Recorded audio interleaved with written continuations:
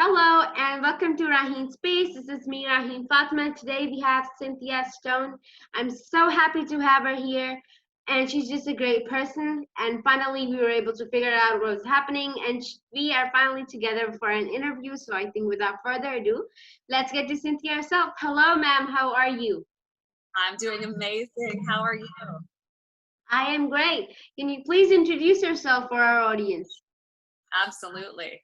I am Dr. Cynthia Stone. I am a humanitarian at heart, an advocate, somebody who is committed to raising the vibration and spreading love. Yes. So let's begin from your childhood. How was your childhood? Absolutely. Growing up as a child, I was a natural, big imagination. And really exploring, loving nature, having fun, doing all kinds of acting. I guess that's where it kind of bridged me to later in life. Just, taking on different personalities, having fun with it, running, playing, enjoying life. So definitely a very happy childhood in that capacity. Growing up, I mean, no one has the perfect family, but it's always the perfect family for you, right? So it's being able to come out and gain lessons. And I gained a lot of wisdom from my mom and dad. So that was great, both in terms of how I want to be and areas for growth. So it was totally feeling very blessed in that capacity. Exactly, and I think a lot of things just get inculcated in you from your childhood, like your love for nature or your love for humanity that comes in you when you're a child. Yes, I totally agree. Absolutely, Hmm. it's never left. And your childhood, I think, is also has a very big effect on who you grew up to be. So, your childhood is something that you could just not erase. So, it would always stick to you. It's true. I mean, you do tend to have memories of childhood and they'll replay. And depending on which memories you choose to believe, like what you're operating from, they can either make you a very happy, in your later years or quite miserable. So, but I look at it much like photography. We develop from the negatives if it was a negative experience. And if it wasn't, all the more reason to just harness your joy and bottle that up and spread it with the world, right? Yes. And so tell me that how many siblings do you have? So how many people were living in your house? It was just the two of us, my younger sister and I. So I call her my younger, older sister because she has all her ducks in a row. I'm the one who's all like, "Oh, what do I want to be?" Yeah, there's sometimes like the younger ones are actually handling the older ones, so it's always that. But when you have a younger sibling, then there's always them in charge of you. Are you younger or older? I'm the older one. Nice, right on. I think there's lots to be said for the older too. I mean, although they take a lot of a leadership role, we learn a lot from them as well. And with age comes wisdom, right? So. Yeah, exactly. And I think so how when you have more siblings and when you're the eldest, I think what you always learn is that people management. You know how to control tantrums, you know how to stop people from running downstairs and telling you and mom. So you get a lot of skills from it. Oh, absolutely. Yeah, some crisis intervention there. Yeah, absolutely. Yes. So how did your professional life start? How did you start your career? It's a fascinating story. So I ended up when I was yeah, watch what you drink. I'm having hot chocolate. It's so delicious, but it loves my teeth too. So I ended up when I was growing up, my mom, bless her heart, she had all of this like pain from her childhood. And so I watched that and I really wanted to help heal people's pain. So that prompted me to want to go into a career of healing. And so I ended up coming across what was called community work. And I ended up doing some of that. And I was so hungry for more knowledge. I felt like it's great and being able to like mobilize communities, like what you were talking about, being able to like people management, but I wanted more. So I'm like, what else can I do? And then there was an agreement that they had with addictions. And I'm like, oh, well, that would be good. Because I realized that a lot of the people that I was working with were like not happy with themselves and are constantly turning to something else to take their attention away from it. So whether it was like addiction to shopping or to, adult content or to, drugs and stuff. So I was like, oh, this will be really good. And then from there, I was like, no, I need more. I need more. So I ended up going into the US. So I'm Canadian. So I went to the US and I ended up getting a bachelor in science to help with the counseling perspective and give me a scientific background as well to draw from. And then I went and did my master's. I'm like, I got to be a master in it. I got to go all the way, After doing that, I still felt like it wasn't enough. Like I was in the field and I was working with people, but they teach you like the book smarts. But when it comes to actually sitting down with somebody and hearing their story and being somebody that's coming from a place of love, and I tend to pick up on people's pain. Like I said, with my mom, even though she's so like well-adjusted and amazing in so many ways, there was a pain that I felt. And I feel that with everybody that I come across, like if there's an underlying pain. So I was sitting there in the counseling session, my first one ever, with a client, and I broke down. I started crying and they were like, oh my gosh, now I know I have problems. My counselor's crying. I was like, this is not good. They don't prepare you for that, right? So I was like, I have to keep going. Like I have to learn more. Being in the field, like it was teaching me a lot, but it was also very toxic to my spirit, my soul. I would find that I would come home and I would cry myself to sleep every night. I'm just like, I feel like I'm not helping, because you can try to help them. You can lead them to water. You can work with them to the best of your ability. But if they don't want it, or they don't feel like they deserve it, or whatever it happens to be, then it's all of this energy and love you're pouring into somebody that's rejecting it. And that can be very hard on both you, the giver, and them, the receiver. Just, there's like that impasse there. So I handed it over to a higher power. I was like, I need to have direction, because I feel right now that I'm stagnant. I'm bumping my head against a wall and nothing's happening. And so the weird thing is that I ended up going back to work with the homeless. And then all of a sudden they start telling me, they're like, what are you doing with us? You should be in Hollywood. And I'm like, what? That is a really weird thing to hear from like a homeless person. Like, why would you tell me I should be in Hollywood? And then I noticed that like I would go and do humanitarian work in Guyana, post-Hurricane Katrina, various places. And I kept hearing the same thing. Or they put me on TV. They're like, tell us what you're doing here. And I'm like, why does this keep happening? Like, this is a really weird thing. So then I started to realize like, maybe this is, the sign that I'm being given, although it's really not what I expected. But that's the way life is. We often don't necessarily end up where we expect, and it's just being open to receiving those answers. So after trying everything else, and I mean, I tried everything. I was doing temp work and I was working in insurance and teaching. I was just like, okay, all right, I'm going to try this acting thing. And so I ended up finding an ad on Kijiji. And for those of you watching, it's kind of like Craigslist. If you haven't heard of it, it's a Canadian thing, I know, but basically like people post their ads and it's not necessarily like I don't know. It's an interesting site. Anyways, I was like, okay, well, there's an infomercial and there's an audition. So I'm going to go do an audition. I didn't really know what to expect, but I walked in there and they loved me. And next thing I know, I got hired for the commercial, and it was a film nationally. And people were like, oh my gosh, you're everywhere. And it's so crazy. You never took acting classes. I'm like, no, I didn't know what I was doing. And they're like, well, it's not supposed to happen like that. And then I started getting a lot of negative feedback. Like that's, it's just a one-off, like that doesn't happen. Look at me. I took Shakespearean studies and I live on a couch, and all these like really negative, things that started knocking away at me. So that was kind of like where I was at this crossroad. Like, what do I do? Do I listen to the experts in the field, or do I follow this? And then I just didn't know what to do. So I ended up doing it part-time and then working full-time at a real job, supposedly, which was working at a head office of a telecom communication, which I didn't enjoy at all.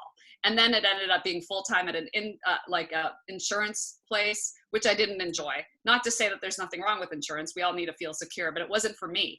And I noticed when I looked around, there was so much misery. Like people were just like waiting for Friday, waiting for the weekend. And I'm like, why do they have to like waste away all their days waiting for the weekend? Why can't we have a strong beginning rather than a weekend? So I just started like that kind of started the shift in me where I'm like, well, I can either be miserable doing a so-called real job, or I can be happy doing my, whatever job, and just throw caution to the wind. And I realized that everything in life is about risk. There are no guarantees, and we just got to go forward in faith. It's all about taking that first step, even if you don't see the full staircase. And so that's what I did. I ended up leaving behind this secure job, much to the chagrin of my relationship at that time. He wasn't very impressed. But sometimes we got to just honor ourselves. Otherwise, we're going to be miserable and make everyone else around us miserable. And ended up throwing caution to the wind. It was obviously rocky at first because being an artist, for any one of you who are watching that are artists, you know that the paychecks are sporadic, but we make it work. Like when you want something, you make it work no matter what, right? Yeah. Like it's like, come heck or high water, I am going to do this. I'm going to give it my all because you have a reason, you have a purpose, you have a conviction. And so that's what I started exuding, and people felt that energy. And next thing I knew, I was landing roles. I was really inspiring people. And then I realized that I love doing that. So that kind of springboard into a speaking career where I'm motivating, I'm inspiring people to step out of their own way and walk the path of their dreams. Yes. And so you mentioned that you also did counseling. And so the funny thing with me is that people just like, because I think I'm trustworthy or something, but people like sharing their stories with me. And I have total meltdowns as well. Like, you know, I hear a story and I start crying. And the other person's like, is it that sad? I thought it was less sad. You're crying. But when you're a counselor, like the client comes to you, they're like, okay, I'm going to tell the person my problem. They're going to tell me how to now cope up with it. And when the counselor starts crying, you're like, wow, this is a big problem. This is bigger than I thought it is. Exactly. But it's kind of a cool job because you get to listen, because, you know, the listening skills, of course, they have to improve. And you just listen and you totally absorb how, you know, the person is in a situation. You use psychology on them. And you just kind of become friends with the person and always be there for them. It's not just like, we have a 1 hour session, lady, never text me unless we have a session. Absolutely. Yes. Yeah, that's so true. So, how did you, like, what are some, you know, the ad, of course, was the kind of the debut that you did. Of course, you were all over Canada, but were there any TV shows or any films that you did? Absolutely. What ended up happening was I ended up getting a lot of corporate work, and then that springboard into commercial. So I had a commercial which went international. Well, I know definitely the US and Canada. I'm not 100% sure. I know that there have been various platforms, but it was one with Robert Downey Jr. and it was a rust proofing commercial. So like, and people are like, what was Robert Downey Jr. doing in that? And I'm like, well, he's Iron Man, and you can't rust if you're Iron Man, right? So it was pretty neat. So there was that. And then I also have one with David Hasselhoff somewhere coming up. But I started doing movies as well. I ended up in Africa doing a film about the liberation of Zimbabwe, which was incredible. I would say that's like the highlight of my career in the acting world, just being able to go somewhere I've always wanted to go and be in these remote villages with people that had no idea what we were doing there. And they thought I was a ghost. They were like, what the heck? You know, so it was just so amazing, so liberating, so beautiful. There are so many reasons to just love, you know, being in the zone when you feel your soul come alive. And I love being able to, you know, really take apart a script and make the characters come to life. Like it's not just words on paper anymore. They're in your heart and they're just shared with the world. So it's pretty awesome. Yeah, I'd have to check my IMDb. I know it's pretty bad, when you can't keep track of it, but I guess I'm just doing so many things that I'm grateful for resources like IMDb that keep me on track. Let me remind me what I've done. But yes, you can check me out at imdb.me/Cynthia Stone for a full reservoir of activity. Reservoir, that's an interesting word. Yes. And so I think like you in the acting world is also something like, you know, somebody who just wanted to heal, use, you know, the TV or the big screen as their voice. Yes. And yes, because you are actually conveying a message to a very bigger audience, whether that be advertising. You always, as actors, you need to see what you're advertising, what you're not. And you've been with the real Iron Man. I know. The real That's so Iron Man. But the problem was he was filming in Hollywood in front of a green screen and I was in Toronto. So I never got to meet him, but you would never know looking at that's the beauty of TV, is that, you can really mesh things together and, make things seem like, oh man, I was even on a State Farm insurance commercial with Amir Khan and he was there from Three Idiots and I was like, this guy's so cool, so it's like amazing who you meet and just the kind of experiences you have. Absolutely. I just absolutely, oh, I love it. I love it. It's so much fun. Yes, and I think being an actor, there's always perks of being an actor.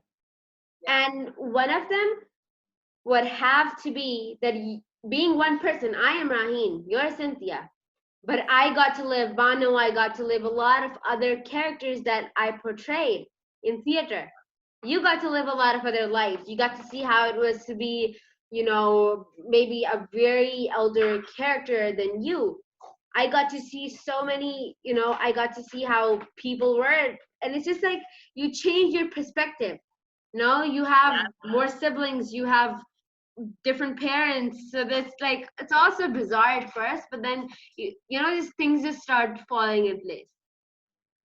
I agree. Yeah, it is such an awesome experience. And I think that coming from the social work background too, like you mentioned, it is a platform for reaching more people. And I found that even my experiences in working with all these different people, different walks of life, because they ask you in social work, they're like, pick a population. I'm like, I don't know how to pick just one. I want to help everyone.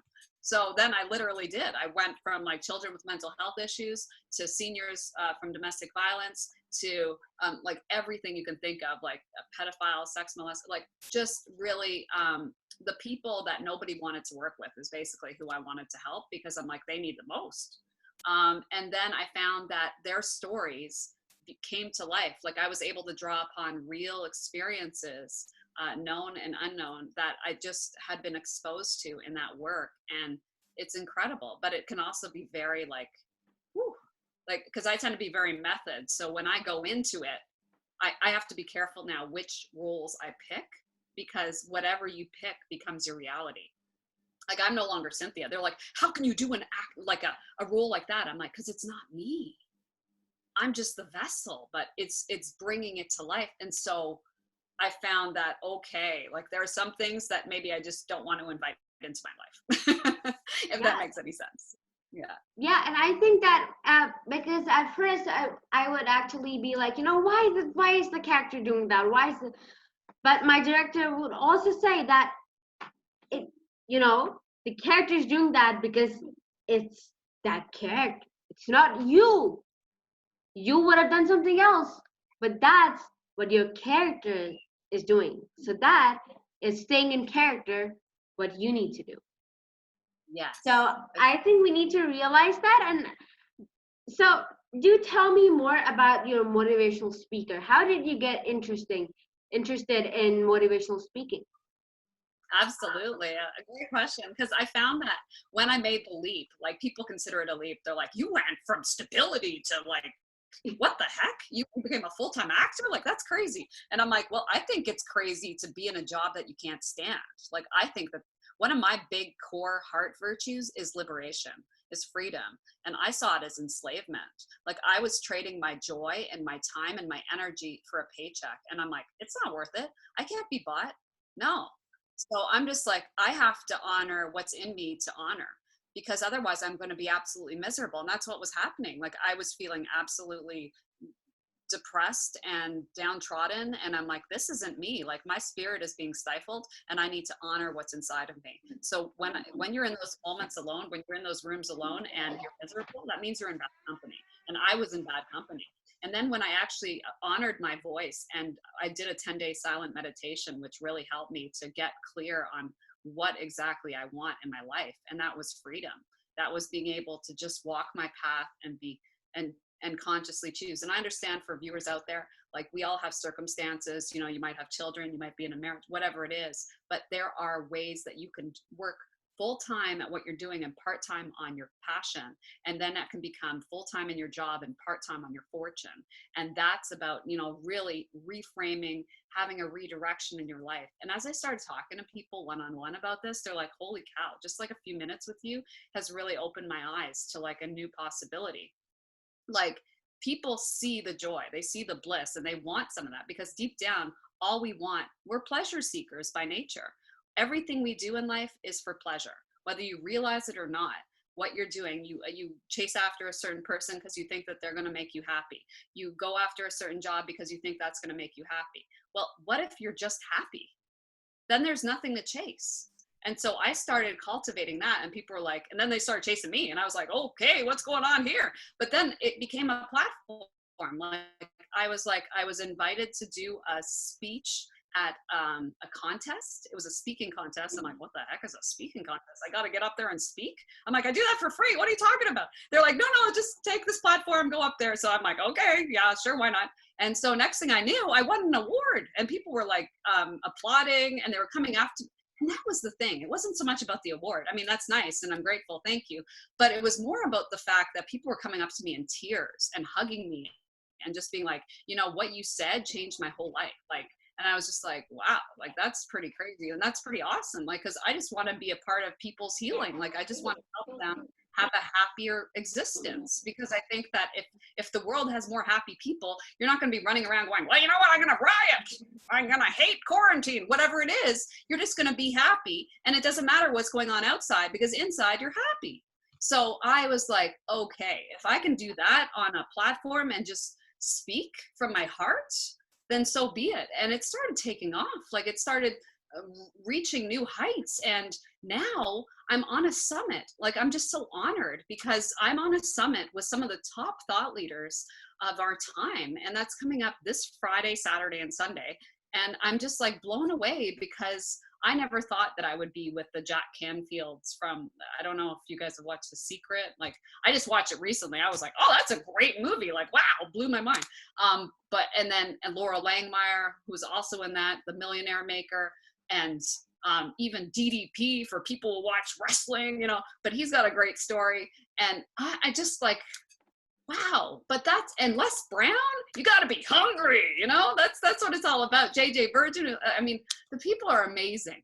But it's the point that when you follow your dreams, when you open yourself up to possibilities and just saying yes to life, and recognizing that you have a responsibility, an obligation, if you will, to just find your gifts and to share them with the world. And when you say yes and you allow that opportunity, it will come.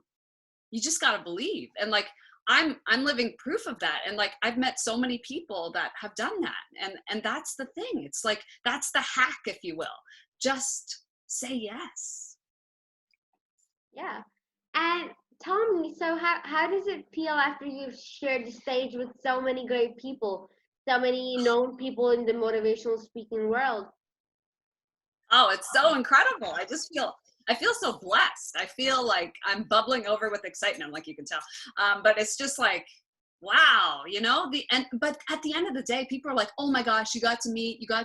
But you know, as an actor, it's like when you meet these people, they're just people. Yeah. Like I talk the same way to the CEO that I do to the beggar on the street. I'm like, we're all God's children. We're all divine. I can't, like, I'm honored to be among people that have reached that success, but I'm not in awe of them, because I recognize that every one of us has that ability, that they just figured it out before me. But there are going to be people that figure it out after them. And there are going to be people out that figure it out, you know, with me and everything else. It's just like, they're just like us.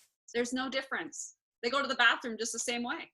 You know, like there are people, you know, and it's like, I think people get so starstruck, like, oh my gosh, it's and I'm like, you know, like, awesome. Congratulations on your success. I admire them. That's the difference. There's no starstruck. It's admiration. Yeah.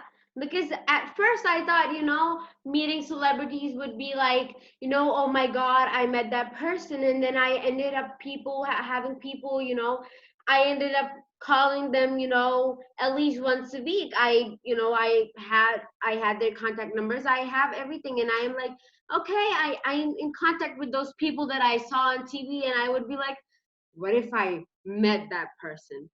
And now I work with that person, or I have interviewed that person, or that person admires me. So that time you're like, I have come a long way. Except of being, you're so pretty. You're more prettier than you look on TV. I mean, it's good if you say that, but you won't actually do that. Because for Yeah. some time you might feel like, whoa. Because I've had, the last month me saying, I wish I could meet that person. I could just talk to that person.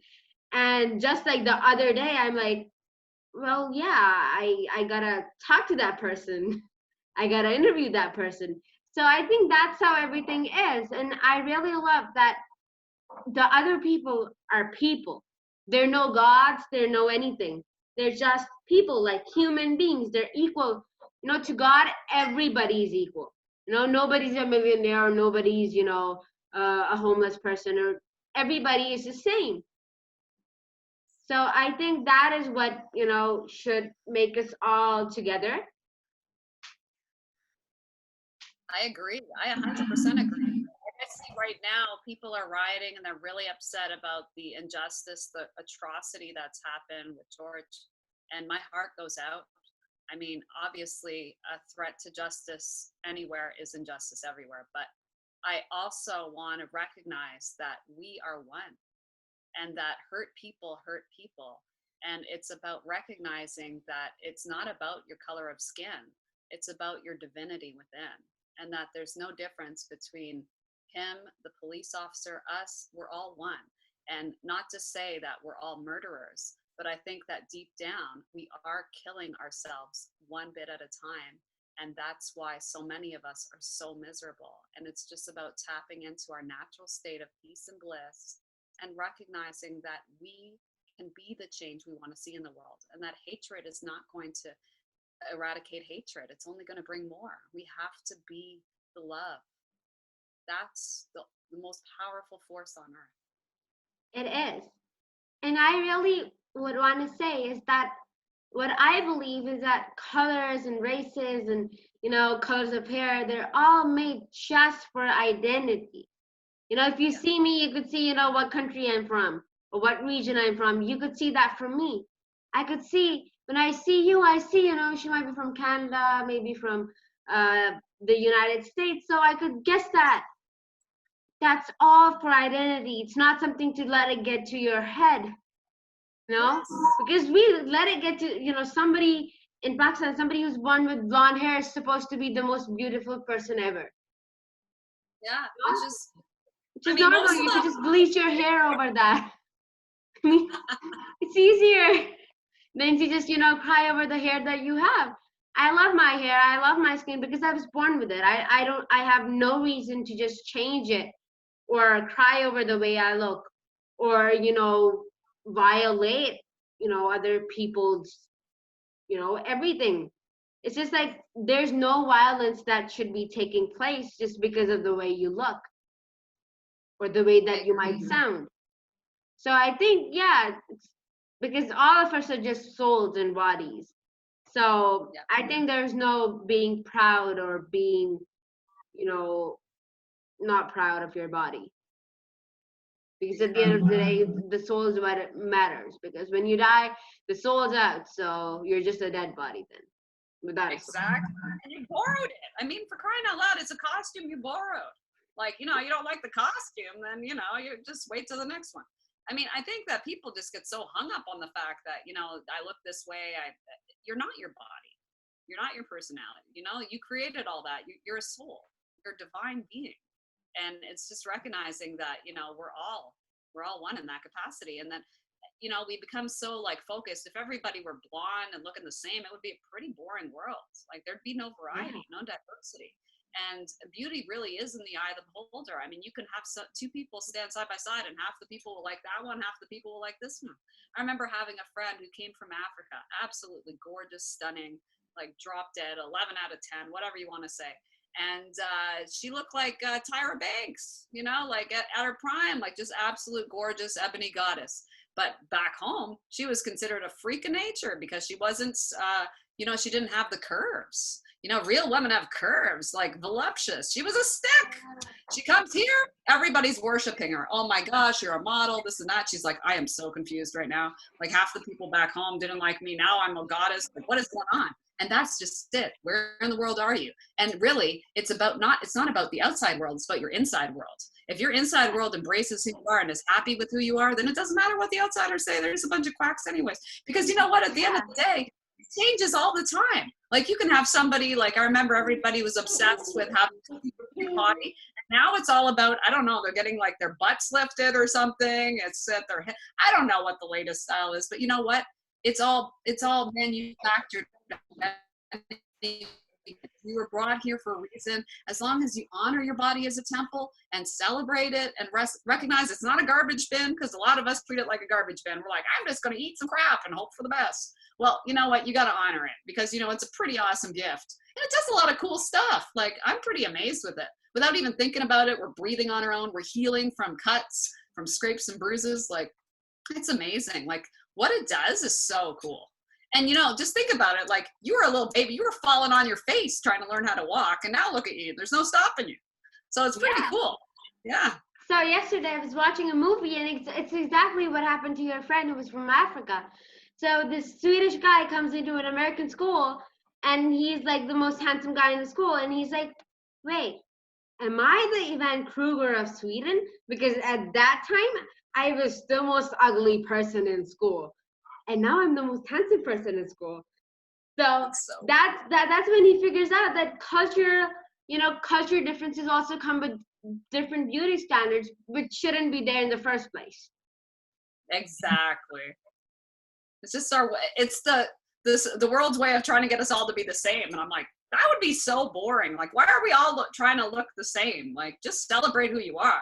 There is beauty in everyone, as long as you can just recognize it. Like, people treat you as you treat yourself. And so if you walk around going, I look like crap, guess what? People are going to treat you like you look like crap. So maybe you got to start saying, I look amazing. I am confident and happy. I mean, look at like Queen Latifah, for example. She's not your conventional, you know, what we tout as like, but wow. And her confidence and her glow and everything. It's just so amazing. There's so many beautiful people, and they come in all shapes and sizes. And I just think we gotta get past this nonsense about us all looking like, you know, HB Pet, super skinny with whatever it is. I don't know. Yeah, but so you could tell after how I'm speaking, you could tell I'm seeing a lot of movies. But in the same movie, I love it. In the same movie, there's this really tall girl who's like 73 inches, more than like 6 feet. And she's like super tall, because people who are born sometimes, you know, short or tall, that's something that's got to do with science. So, and she at first, she's hiding from everybody in the school. You know, her high school so-called nickname is, how's the weather up there? So at the end of the movie, her dialogue is, I love all the 73 inches of myself. And that is, I think, what you need to admit. I had no idea how many inches I have, but I'm 5 feet and I have no idea how many inches. But well, maybe you gotta love every inch of yourself. Yeah.